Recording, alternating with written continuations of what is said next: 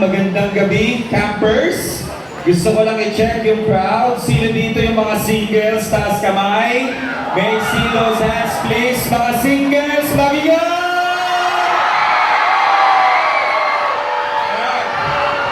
Sino naman dito ang nagbabakasakaling makakita ng love life? Pakisabi sa katabi, asa ka pa?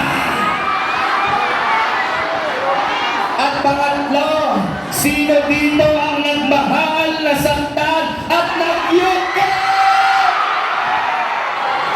Umiyak, aray ko! Alright, let me introduce myself. Ako po si Kuya Joseph. Ngayong gabi nito, sa kabila ng lahat ng ating pagtalon, pagsayaw, lahat ng magagandang nakita at narinig natin, ay meron kaming gustong ihatid at ibigay sa inyo. So, ang ating tema para sa taong ito ng Youth Cup ay may pamagat na countdown. Sabihin natin lahat, countdown. Again, everybody say countdown. Pakisabi sa katabi, bilang na oras mo. Okay. Bakit mahalaga? Look up here. Look at me. Tingin mo lang kayo dito sa harapan. Focus. Okay, look up here. Look at me. Mahalaga ang mga maririnig nyo ngayong gabing ito. Hindi ka nagkamali sa pagtugon ng oo sa pagpanyaya sa iyo to be here tonight sa Youth Camp. Dahil ang pag-uusapan natin ay tungkol sa buhay at kamatayan. Tonight, we will be talking about life and death. Okay, mga kabataan, look up here, quiet muna. Okay, listen up. Ang pag-uusapan natin ay tungkol sa buhay at kamatayan. And I think dapat seryosohin mo ito.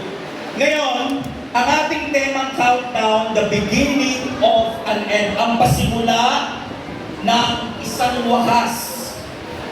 Ngayon, ang pinakamalaking tanong, what is the purpose of life? What does it mean to exist?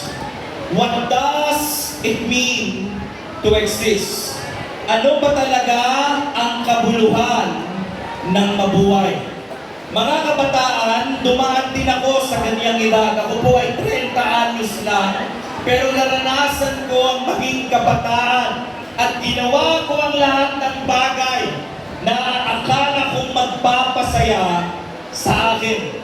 So tingnan natin, ano ba yung mga nagpapasaya sa atin?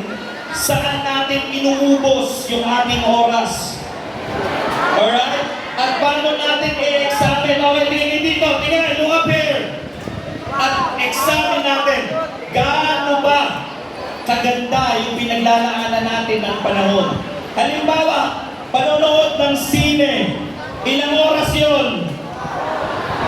1 to 2 hours? So, panonood ng movie, 2 hours ka lang masaya.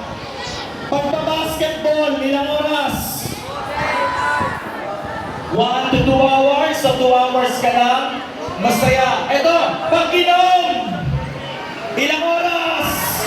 1 all night! Yung iba sa inyo umiinom para makatakas sa problema sa bahay. Ang problema mo, Brad, tingin na sa akin, tingin dito, ang problema, hindi ka makakatakas sa problema dahil sa pag-inom. Dahil pagkagising mo, may problema ka ulit, may hangover ka pa. Pakisabi sa katabi, alis mo, boy.